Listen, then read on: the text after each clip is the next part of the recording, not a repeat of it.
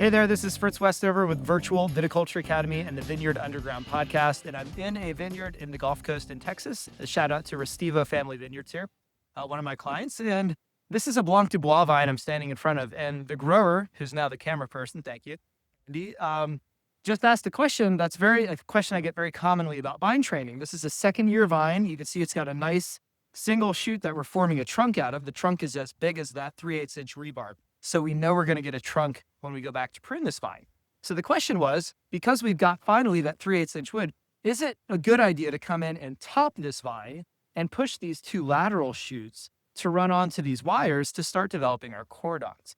Very common question that I get a lot. But what we have to do before we make that cut, very important, we have to assess the growth and the potential of those lateral shoots. So what I mean by that is, if that lateral shoot is growing fast and rapid, it would be a good idea to top and let it continue to grow. But what we see if you come in here close is that these shoot tips are slowing down.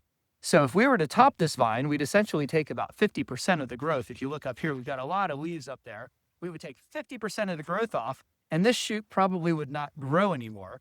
Because if you do this trick, come on in here. You take your hand, you move it, slide it up the shoot.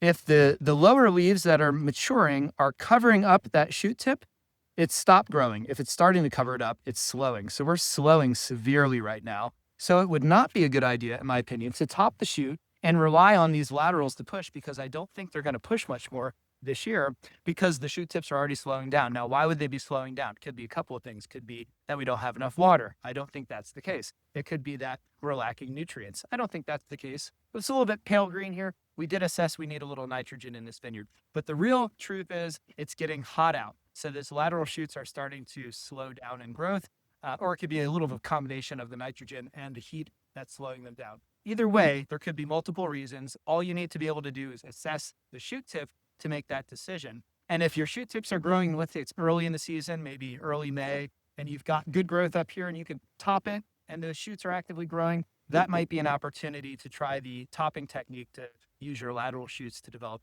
cordons in both directions. So what do we do instead? We do nothing. We let it grow. We come back in the wintertime. We either trunk it then, or if it's going into the third leaf, we could decide to lay the vine over and produce one cordon, which is something that I do only in a very high vigor scenario. So we'll decide in the winter, and maybe you can tune back then. If you want more information and other videos and tips, just check out virtualviticultureacademy.com.